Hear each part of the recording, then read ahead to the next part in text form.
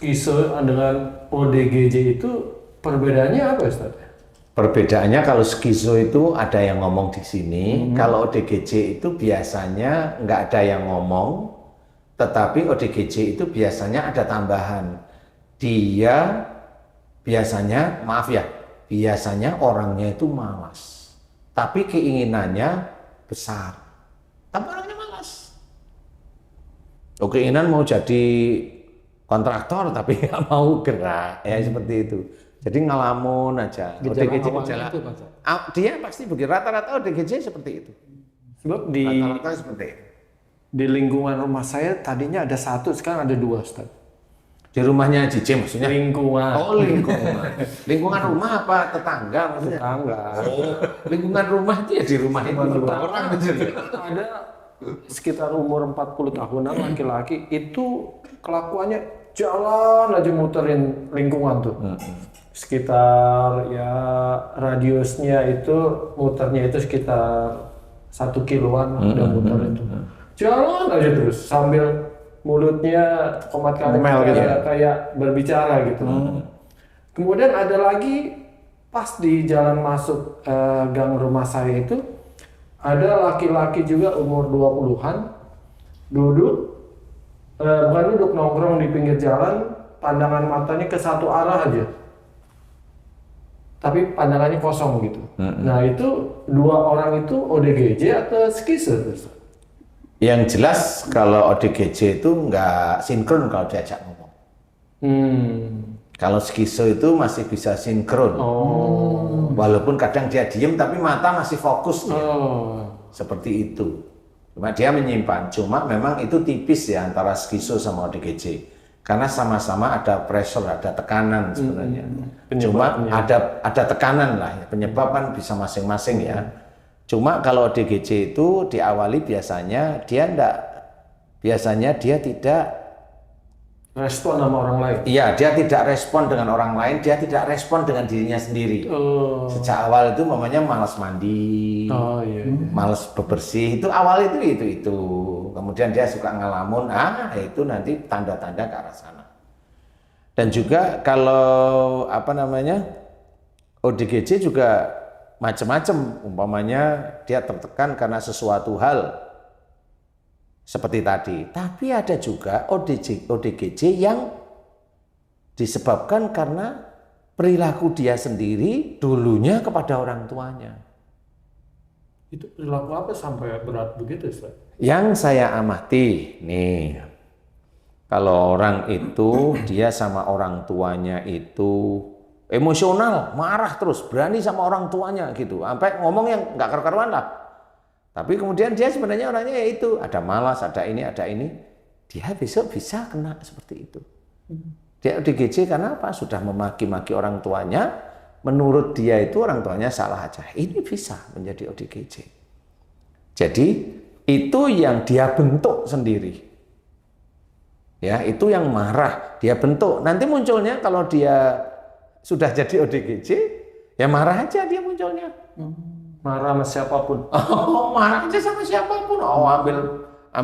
Ambil batu, lempar aja ke motor seperti itu. Nah, ini diawali dari itu. Nah, kalau ODGJ yang ngalamun begitu, ya itu sejak awal memang dia sering ngalamun.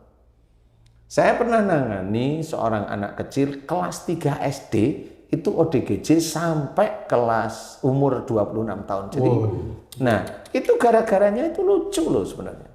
Gara-garanya menurut saya lucu. Jadi ibunya saya tanyain, ini kayaknya, kan anak kecil kan nggak punya dosa. Kayaknya ibu ini atau bapak, karena orang tuanya waktu itu, saya tanya ibu atau bapak, siapa di antara ibu dan bapak ini yang marah dengan orang tuanya, kemudian tidak mau bersilaturahmi dengan orang tuanya, dan benci dan dendam dengan orang tuanya? Siapa? Ibunya ngomong, kayaknya saya, Ustaz. Kenapa, Bu? Nah, baru dia cerita, memang saya itu kan yang biayai orang tua saya, kasih uang, tapi oleh orang tua saya itu yang dibangga-banggain itu anak lain, saudara saya yang lain, kakak saya tahu. Kemudian sering yang seperti itu. Nah, suatu ketika saya itu minta tolong apa ya, saya lupa. Dia minta tolong apa dengan orang tuanya, nggak dikasih. Pada waktu itu nggak dikasih. Dia minta tolong apa nggak dikasih. Tapi pada saat dia nggak dikasih itu, beberapa hari kemudian saudaranya si itu yang sering dibanggain minta tolong sama ibunya, dikasih. Marahlah dia. Saya tanya, ibu sempet, saya nggak tahu ngomong atau dalam hati bicara, aku tidak mau ketemu sama orang tuaku lagi, satu. Yang kedua, aku tidak mau bicara dengan orang tuaku lagi. Karena aku marah dengan orang tua. Aku yang biayai, malah aku yang digini. Seperti itu kurang lebih, Bu. Iya Ustadz, saya begitu. Nah, ingat ya? Ingat Ustadz. Nah, terus adik ini gimana dari itu? Betul Ustadz, setelah seminggu saya itu begitu dengan orang tua saya, masuk ke minggu kedua, anak saya langsung diem, nggak bisa apa-apa, diajak ngomong, maunya ngamuk. Maunya ngamuk. Jadi anaknya itu sejak itu, dia hanya diem, kalau ngomong ngamuk dan ngomongnya nggak karu-karuan. Habis ngamuk, dia diem lagi gitu.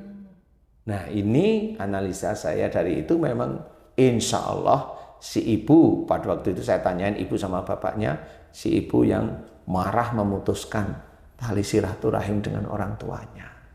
Nah itulah sama si anaknya diputuskan tali kehidupannya oleh Allah Ta'ala sehingga dia harus ngerawat. Jadi dari mulai kelas 3 SD sampai umur 28 atau enggak 26 tahun itu dia ngerawat terus, yang wadahnya mau ngamuk begitu. Saya kasih tahu, alhamdulillah beliau paham, saya suruh untuk mohon ampun kepada Allah, minta maaf sama ibunya, belajar untuk diperbaiki. Ya alhamdulillah ada perkembangan baik. Seperti itu. Makanya di sini kita hati-hati. Skizofrenia ODGJ itu biasanya ya orang itu sendiri yang menyebabkan. Makanya kalau saya insya Allah yakin bahwa Al-Quran itu memang benar adanya, yaitu salah satunya wa ma asabakum min musibatin fa bima kasabat aydikum. Apa saja musibah yang kau terima itu disebabkan dari buah tanganmu sendiri. Jadi bukan bahwa itu betul-betul harus kita yakini bahwa itu dari Allah Ta'ala. Tinggal kita berubah serius. Karena apa yang saya tangani tentang skizofrenia, alhamdulillah yang mamanya disuruh bunuh anaknya, saya bilang, Mbak, Bu, mulai hari ini maafkan suami, mau. Saya tanyain benar. Kenapa Ibu ada ya suruh bunuh anak? Jadi kalau dia itu siang masak air gitu ya, nanti ngomong, anakmu tidur tuh air tuh bawa ke kamar guyurin, padahal air panas. Nah, dia udah untungnya nggak terlalu kuat dia, jadi dia masih bisa menahan. Kalau dia malam itu mau ambil air putih atau ke belakang, dia itu selalu mata itu menuju ke arah pisau.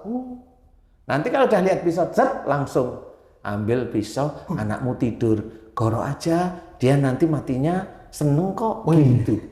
Dan itu benar suara itu. Nah setelah saya kasih tahu, jangan menyimpan marah dengan suami mau. Yang bunuh diri sama, kalau ibu dicerai itu jangan marah pada suami, jangan merasa hidupnya tidak manfaat. Kita diberi hidup oleh Allah Ta'ala itu karunia. Mau, selama beliau itu mau, alhamdulillah yang terakhir ini malah ada. Ada ibu-ibu dari Arab. Arab. Insya Allah di Jeddah, itu di sini ngomongnya apa coba? Aku sayang kamu, aku cinta kamu, aku mau nikahin kamu. Dia nggak bisa tidur dan kepalanya sakit selama 11 tahun. Alhamdulillah diberi kesembuhan sama Allah Ta'ala. Temu sekali, alhamdulillah diberi kesembuhan. Malah saya diminta, kalau bisa nanti kalau main ke Jeddah, hampir ya gitu.